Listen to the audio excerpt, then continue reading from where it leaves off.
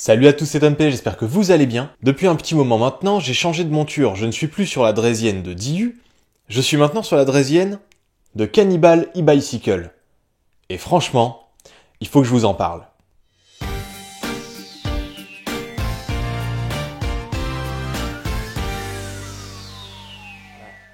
J'ai été contacté par Christophe de la société Cannibal e-Bicycle pour me proposer de tester sa draisienne. Ce que j'ai évidemment accepté. Pour plusieurs raisons. La première est que j'ai trouvé sa draisienne très qualitative sur le papier, donc en faire un test, carrément, pourquoi pas. D'autant plus que la Diu commençait à avoir quelques kilomètres, et qu'en plus le design de celle-ci est vraiment intéressant.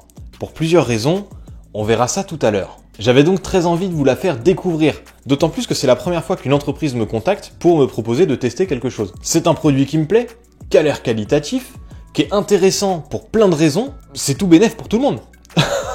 Cannibal e-Bicycle, c'est une entreprise familiale située dans l'Ain, donc une entreprise française. Oui.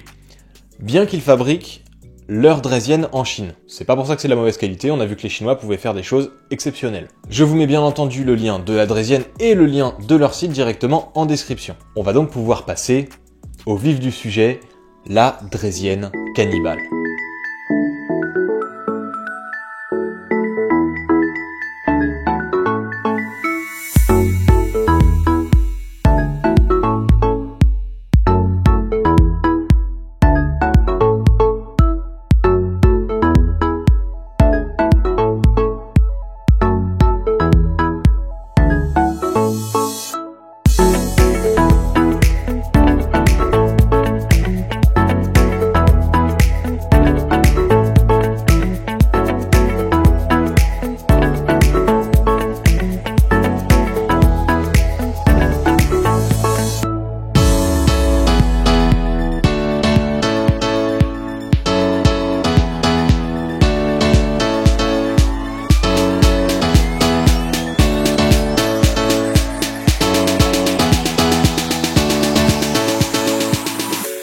En ce qui concerne le packaging et la livraison, je l'ai reçu en 3 jours, chrono en main. Très bien protégé dans un grand carton, vraiment un grand carton, avec du polystyrène, et je n'ai eu à monter que la selle avec les vis et les outils fournis. On retrouve également à l'intérieur du paquet la notice et le chargeur. Ce qu'on remarque immédiatement sur cette draisienne, c'est son look un peu particulier, mais qui est nécessaire puisqu'elle peut se replier sur elle-même. Mais on verra ça un peu plus tard dans la vidéo. Elle est composée essentiellement d'aluminium et son poids monte donc précisément à 18,9 kg. Ce qui n'est pas dérangeant puisqu'on ne la porte finalement que très peu.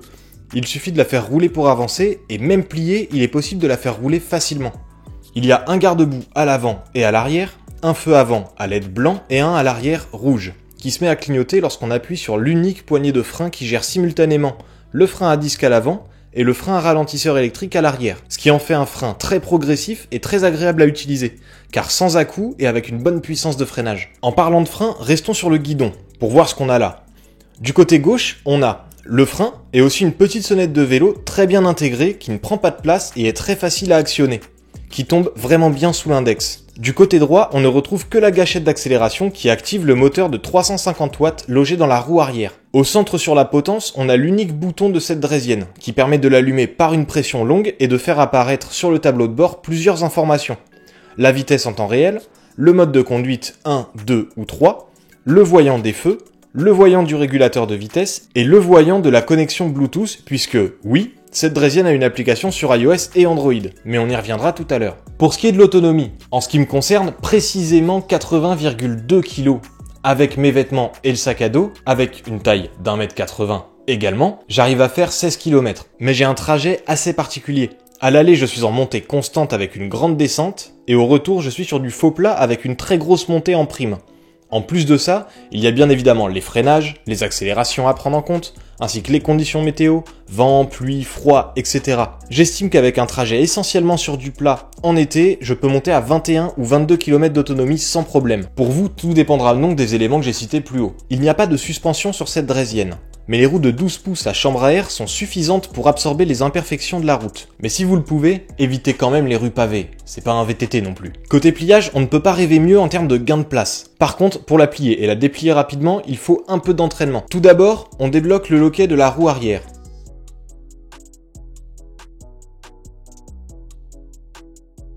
On fait pivoter celle-ci sur le cadre.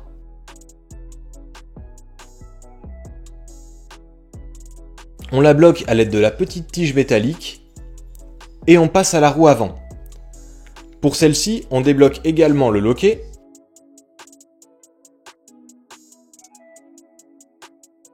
On fait pivoter la roue jusqu'à mettre en contact les deux aimants qui vont permettre de maintenir les roues ensemble. Et on rebloque le loquet de l'autre côté en mode sécurité. Il ne reste plus que la potence du guidon qu'on replie pour gagner encore plus de place et pouvoir la caler partout.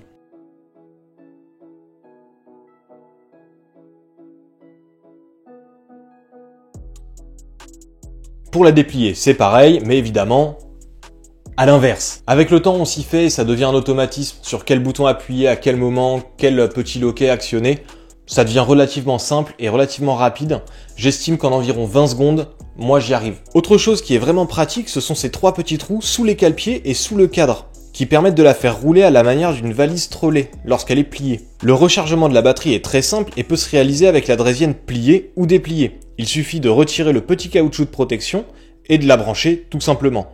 Je précise que le chargeur fourni est avec une prise française, pas besoin donc d'avoir un adaptateur. La selle est une selle de vélo classique, pas inconfortable mais pas faite pour rester des heures dessus non plus. Petit détail que pour ma part je trouve très intéressant, c'est qu'avec le design qu'elle a, il est possible de glisser un colis entre les deux jambes.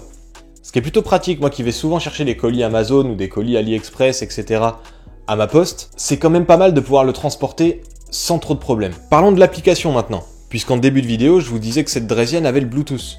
Il suffit de télécharger l'application Lenzod sur votre smartphone et c'est parti. À l'écran, il y a d'afficher les informations assez utiles, le pourcentage de batterie, le mode de conduite, le temps de conduite, la vitesse, le kilométrage total et plusieurs sous-menus pour pouvoir avoir accès à plusieurs réglages et informations. Elle est bien faite et intuitive, mais honnêtement je ne l'utilise que très peu parce qu'on peut utiliser la draisienne sans avoir obligatoirement l'application d'activer. En conclusion, je suis vraiment hyper satisfait de cette draisienne. Je remercie d'ailleurs beaucoup Christophe de m'avoir permis d'utiliser et de tester sa draisienne. Je vous rappelle aussi que tous les liens sont dans la description de la vidéo et en faisant ces gestes-là, je viens de m'apercevoir que je vous ai pas parlé du prix.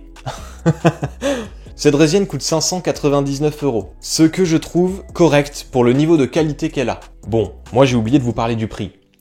Mais vous, n'oubliez pas de vous abonner pour pas manquer les prochaines vidéos, de partager cette vidéo si vous connaissez quelqu'un qui a besoin d'une draisienne parce que celle-ci est franchement bien. Et c'est tout, c'était Tom P. Bye.